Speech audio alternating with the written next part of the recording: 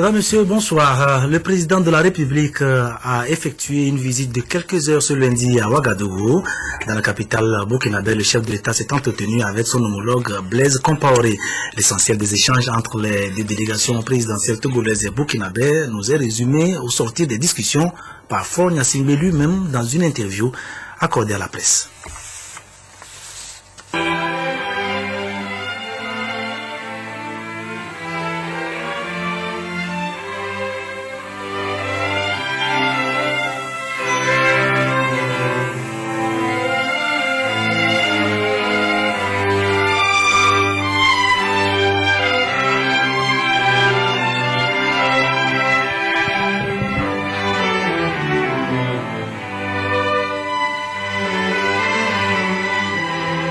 Je suis venu à l'aimable invitation de mon frère et ami, le président Blaise Compaoré, dans le cadre des relations que nous entretenons. Nous sommes des pays voisins, nous appartenons à des organisations communes. Je peux vous dire qu'en descendant, nous parlions justement du 20e anniversaire de l'UEMOA que nous devons célébrer ici à Ouagadougou. Nous parlons également de problèmes un peu plus bilatéraux, notamment la question des infrastructures dans notre région, le port de Lomé et comment nous pouvons renforcer les relations entre nos opérateurs économiques pour faire progresser l'intégration.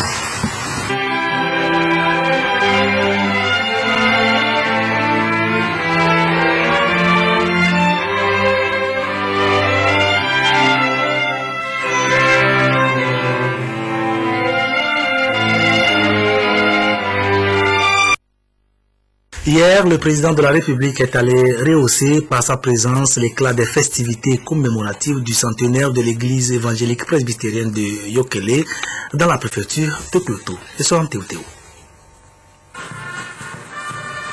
Le jubilé du centenaire de l'église évangélique presbytérienne du Togo, paroisse de Yokélé dans le Kloto, a été célébré en présence du chef de l'État, Faure Gnassingbé.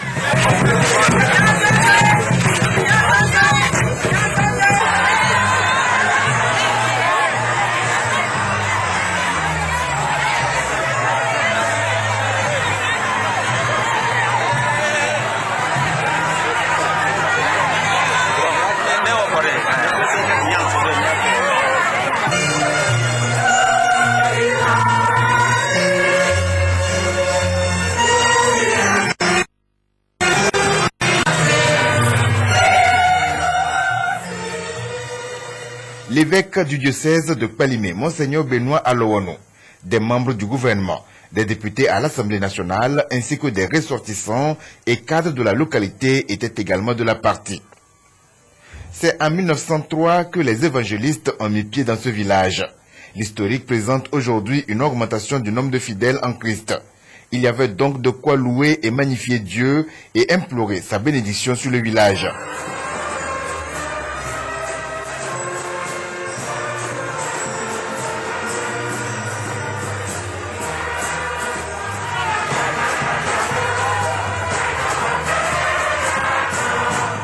Le culte de circonstance a été donc marqué de chants, de cantiques et de lectures de textes bibliques. La prédication a été dite par le pasteur Bébé Kossi, secrétaire synodal de l'église évangélique presbytérienne du Togo.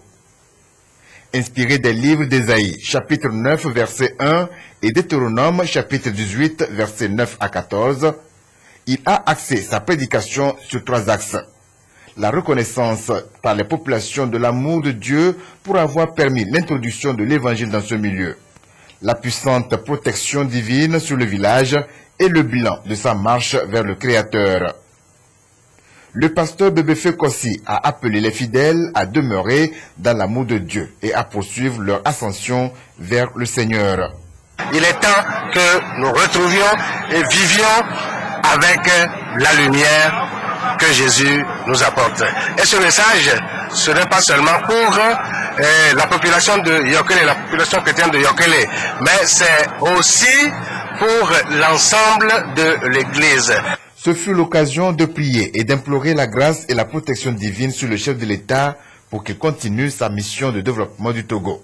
Ils ont également prié pour tout le peuple togolais dans sa marche vers la réconciliation nationale, sans oublier les autres nations qui souffrent de la guerre ou de la discorde. Le culte était animé par les chorales Hadji Hagan de Yokele et des paroisseurs. Une fois terminé, le chef de l'État Fonia Singbe a pris congé de cette communauté.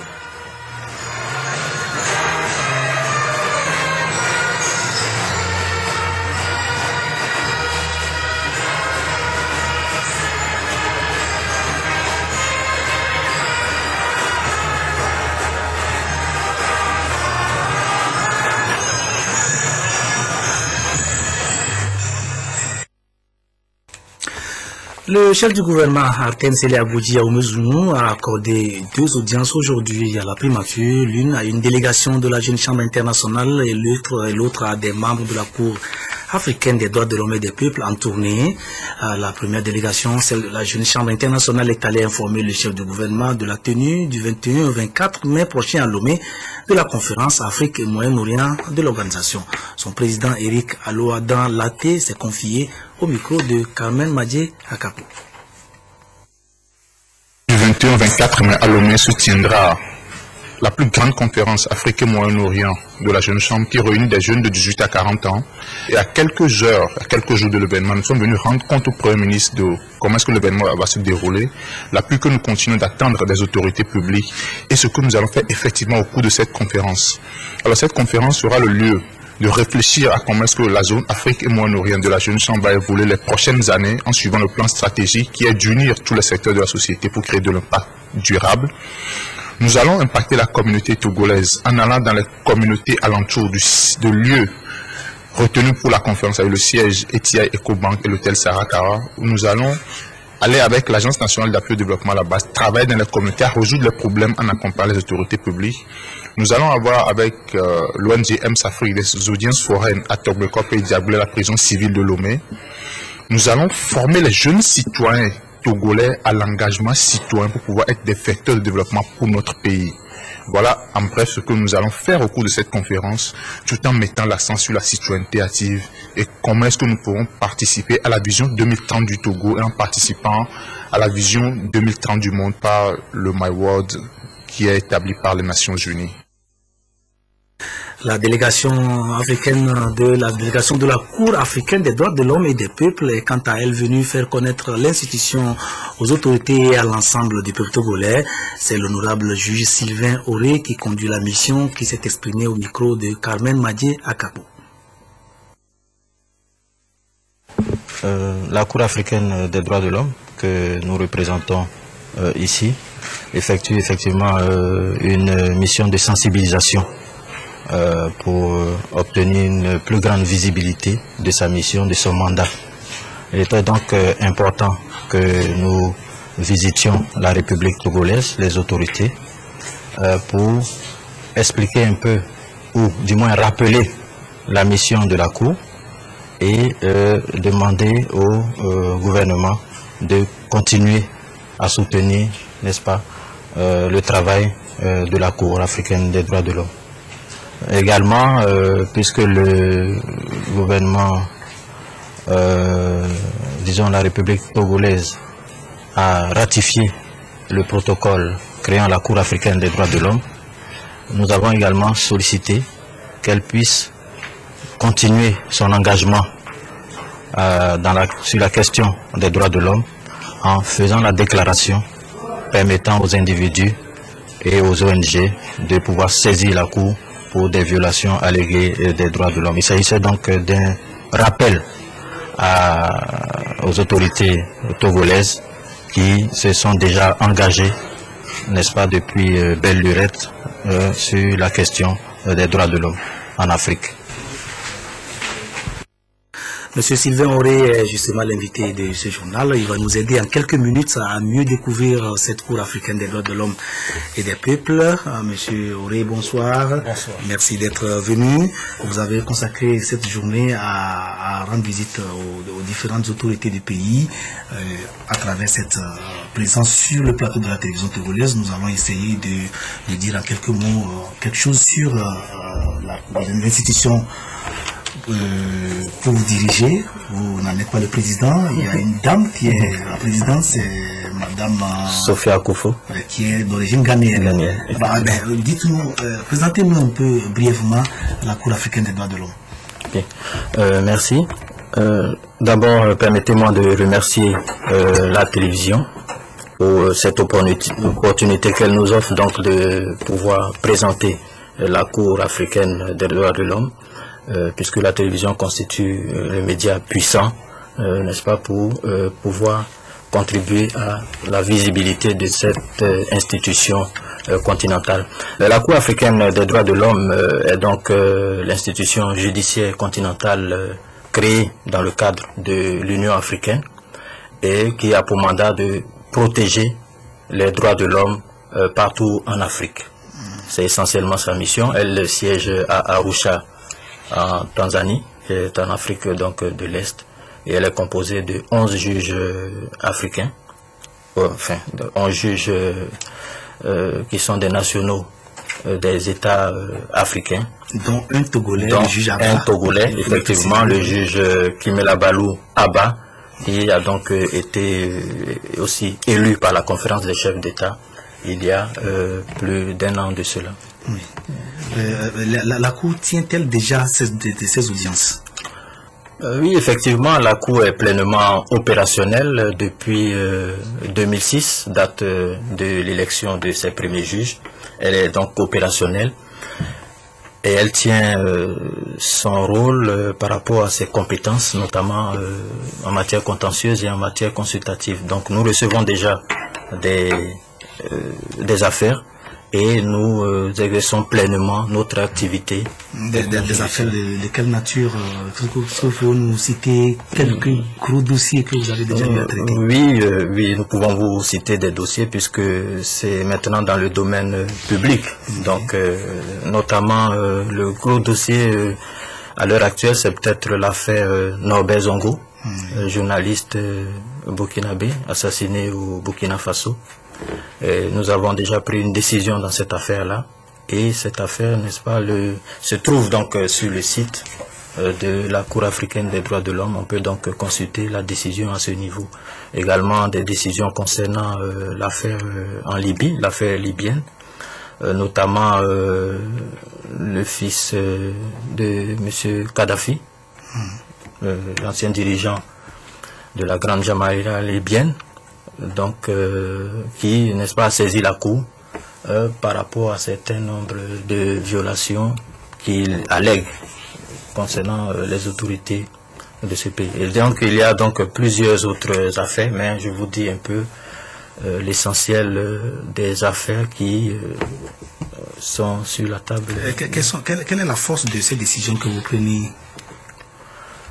Bon, il faut dire que là, vous parlez de l'exécution, oui, donc des décisions qui sont rendues par la Cour africaine. Est-ce que ces décisions sont contraignantes pour les États ou est-ce de simples avis?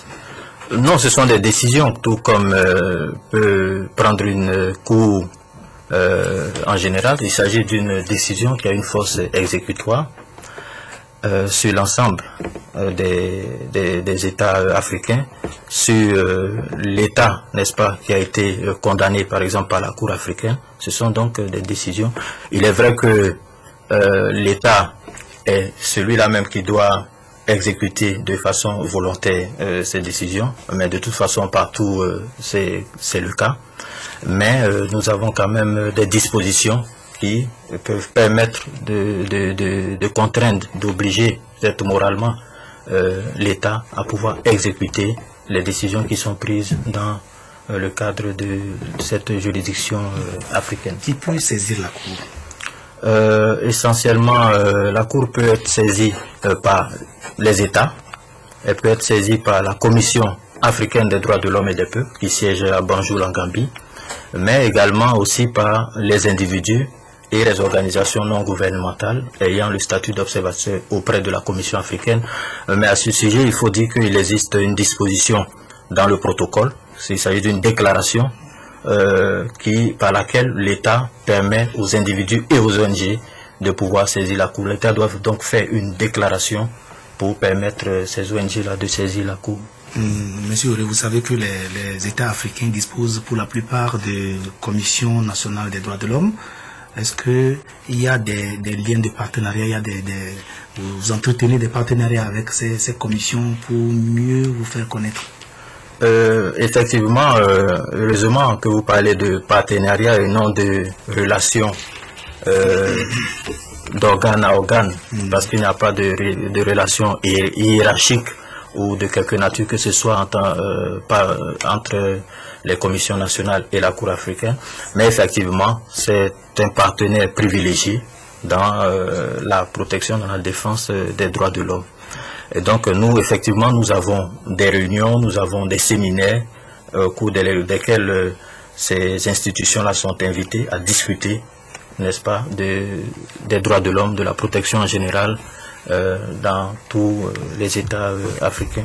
Enfin, quelle est la suite de votre programme, ou du programme de séjour de la mission que vous conduisez au Togo? Oui, la suite du programme, c'est que, effectivement, puisque cette mission répondait à deux objectifs, d'abord discuter avec les autorités togolaises de la possibilité de faire cette déclaration, mais également informer largement le public togolais sur le rôle, sur la Cour elle-même, et le rôle qu'elle est censée jouer sur le continent africain. Et donc nous avons à cette intention-là des populations, des institutions, nous avons un séminaire que nous organisons demain au niveau de l'hôtel, je peux dire, l'hôtel Sarakawa. L'hôtel Sarakawa.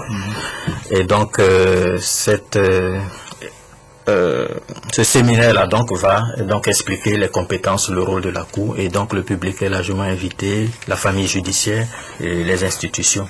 Et même elle sera donc ouverte par une autorité gouvernementale.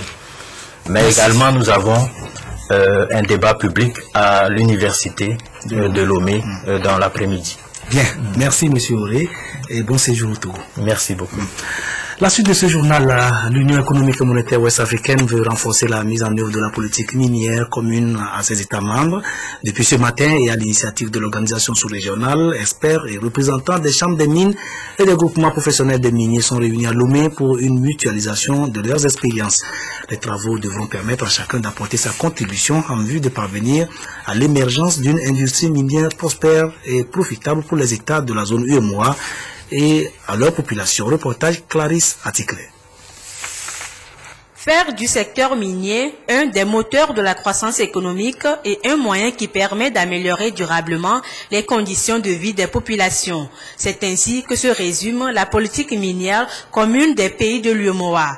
Il est question de renforcer la mise en œuvre de cette politique dans les 8 États, raison de la tenue de cette rencontre annuelle où les chambres des mines et structures ITIE échangent pour booster le secteur des mines dans les pays de l'UEMOA. La zone est une zone d'intégration, mais les pays diffèrent en matière d'avancée dans le secteur minier.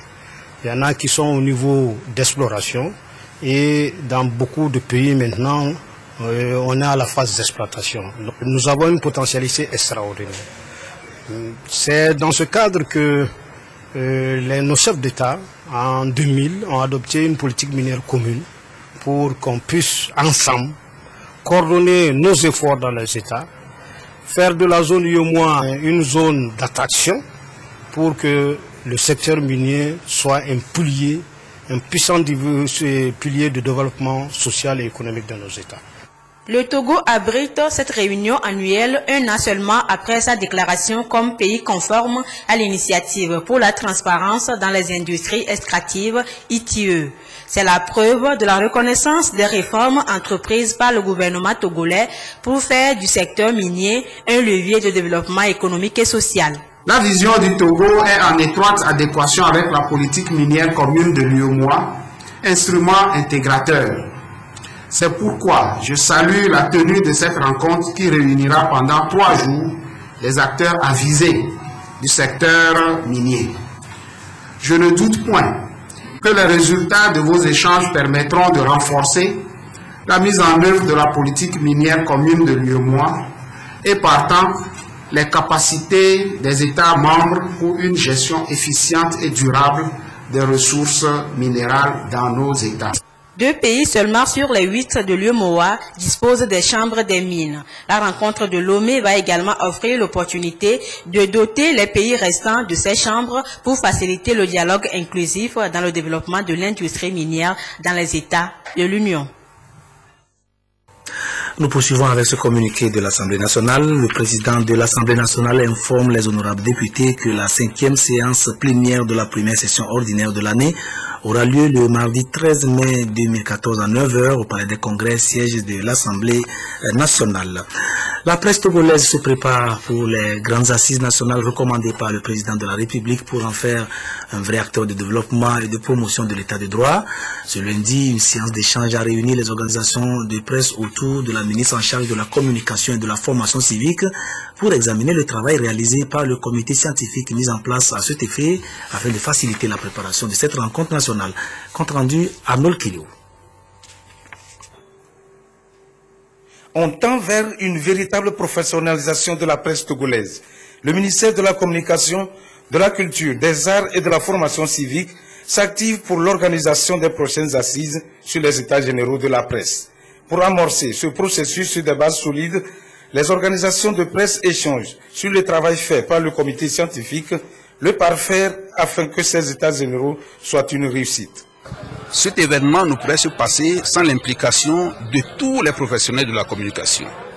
Au niveau du comité scientifique, composé des professionnels de la communication, des représentants des organisations professionnelles de la presse, des universitaires, nous avions pris la mesure de la situation en identifiant les thématiques importantes qui seront débattues au cours des états généraux.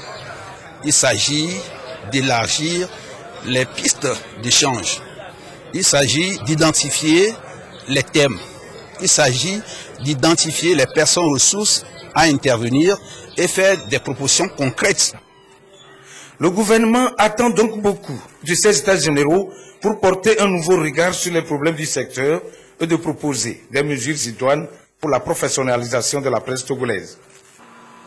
Quelle que soit votre idéologie ou votre ligne éditoriale, il n'y a qu'une seule vérité que vous devez partager ici et maintenant. C'est celle qui doit orienter vos échanges et l'esprit qui nous conduira jusqu'aux états généraux et même après. Cette vérité, c'est celle-ci. Nous poursuivons tous, je dis bien tous, le même but. Nous avons un intérêt commun. C'est la bonne santé de la presse, indispensable à la bonne santé de la vie citoyenne et de la démocratie dans notre pays. C'est pourquoi je vous exhorte vivement à laisser de côté le scepticisme creux, les jugements hâtifs, l'esprit de critique, l'esprit belliqueux, la polémique destructrice, pour privilégier l'esprit de fraternité, l'esprit de solidarité, l'esprit patriotique. Bref, la critique constructive sur la base des analyses objectives et des propositions concrètes. C'est donc pour faciliter la préparation de ces rencontres nationales sur les états généraux de la presse que cette journée d'échange est initiée pour baliser le chemin à suivre. La nouvelle société cotonnière du Togo, dans ses efforts de redynamisation de la filière coton, est en train de procéder au renforcement de son personnel de terrain à travers de nouveaux recrutements. Les nouveaux agents viennent de suivre une formation avant leur déploiement sur le terrain. Et parmi eux, notre chef d'antenne à Atakpamé a relevé la présence remarquable de femmes. Preuve, d'après les dirigeants de la NSCT, que la question du genre va désormais compter dans la mise en œuvre des stratégies de relance du secteur du coton au Togo. Yves Bévivi. Ils ont le devoir d'être plus performants sur le terrain de la production cotonnière. Ces agents technico-commerciaux recrutés par la nouvelle société cotonnière, la NSCT, une nécessité avec les nouveaux besoins liés à l'augmentation de la production cotonnière et avec le départ à la retraite d'un bon nombre d'anciens agents, ont pour mission d'apporter leur savoir-faire aux acteurs de la production cotonnière au Togo et c'est en vue de les doter des moyens techniques nécessaires que la NSCT a initié cet atelier de formation de 5 jours tenu à Notiens. La formation va se dérouler pendant 5 jours et à l'issue de ces 5 jours, ces agents-là seront opérationnels sur le terrain aux côtés des producteurs pour que nous puissions atteindre les objectifs que nous nous sommes fixés à l'issue de notre document d'orientation qui veut que d'ici 2022, nous puissions avoir 200 000 tonnes de coton produit dans le pays. C'est ça la raison pour laquelle nous avons organisé cette session de formation. La nouveauté, après les réformes opérées par la NSCT, la question du genre est prise en compte. Je suis contente de cette formation et j'attendais ça impatiemment. Donc, je n'ai jamais fait le terrain, mais je suis sûre que je ferai l'effort pour y arriver à convaincre les paysans sur le terrain. Parmi la cinquantaine de techniciens recrutés, on note donc des femmes qui vont être aussi déployées sur le terrain aux côtés des producteurs pour les aider à atteindre l'objectif fixé pour 2022, c'est-à-dire 200 000 tonnes de production. Une rencontre régionale sur la mobilité et la protection des enfants se tient depuis ce matin au César Latoko Séminaire. C'est le mouvement africain des enfants et jeunes travailleurs et l'ONG ENDA Jeunesse et Action qui ont initié la réunion qui se veut un cadre d'échange d'expériences sur les bonnes pratiques et qui devra permettre de créer une synergie d'action entre les systèmes de protection nationaux des États et les modèles de protection des enfants et jeunes travailleurs dans leurs pays respectifs. Précision Christine Petchiki à Loudé. Le mouvement africain des enfants et jeunes travailleurs fortement impliqué dans la protection et la promotion des droits des enfants. En 20 ans d'expérience, les membres ont développé des stratégies pour lutter contre tous les maux qui les privent de leurs droits fondamentaux. Les représentants de 18 pays d'Afrique échangent ici sur leurs diverses expériences en matière de protection des droits des enfants. Aujourd'hui, après 20 ans d'expérience, on peut déjà constater que le mouvement, son existence, enfin dans les 26 pays, est dans une variété entre quartiers, villages, dans lesquels on arrive à organiser les enfants, ceux qui sont à l'école, ceux qui ne sont pas à l'école et ceux qui sont dans des situations de travail. Et on arrive à les amener aujourd'hui sur des orientations où eux-mêmes, ils ont envie d'évoluer avec leurs propres idées. Si on parle du mouvement africain des enfants et jeunes travailleurs, c'est un secteur informel.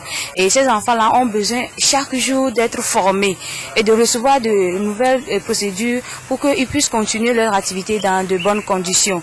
Le gouvernement, à travers la direction de la protection de l'enfant, les associations, ONG et organisations de la société civile engagées dans la promotion des droits des enfants sont tous mobilisés et soutiennent l'initiative du mouvement. Elles contribuent à asseoir un environnement qui permet aux enfants de jouir pleinement de leurs droits.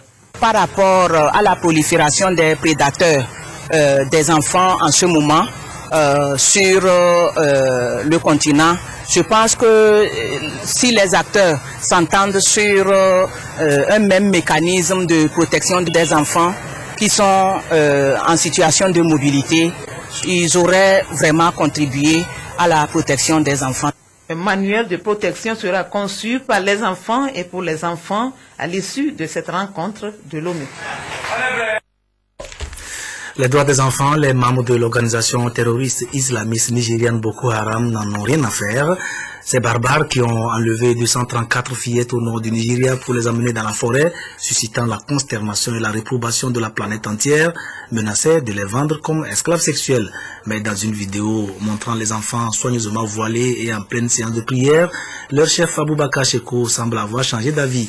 Il dit les avoir convertis à l'islam et projette d'en faire des monnaies d'échange contre des militants islamistes détenus dans les prisons nigérianes. Plus d'une centaine de jeunes filles présentées comme des lycéennes enlevées il y a près d'un mois dans le nord du Nigeria ont fait l'objet d'une vidéo diffusée par la secte islamique Boko Haram. Rassemblées à l'extérieur, dans un lieu non identifié et à une date non précisée, les lycéennes sont habillées de longs voiles. Seuls les visages sont visibles. Elles récitent les chapitres du Coran.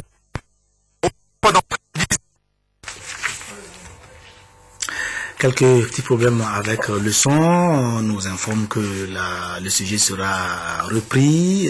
J'espère que c'est fait. Donc nous parlions de ces fillettes qui ont été détenues, qui ont été enlevées au nord du Nigeria par la secte islamiste Boko Haram. 223 fillettes dans un premier temps, puis 11 autres, ce qui fait 234. Aboubakar Sheko, qui menaçait de les vendre comme esclaves sexuels, a donc décidé plutôt d'en faire des monnaies d'échange.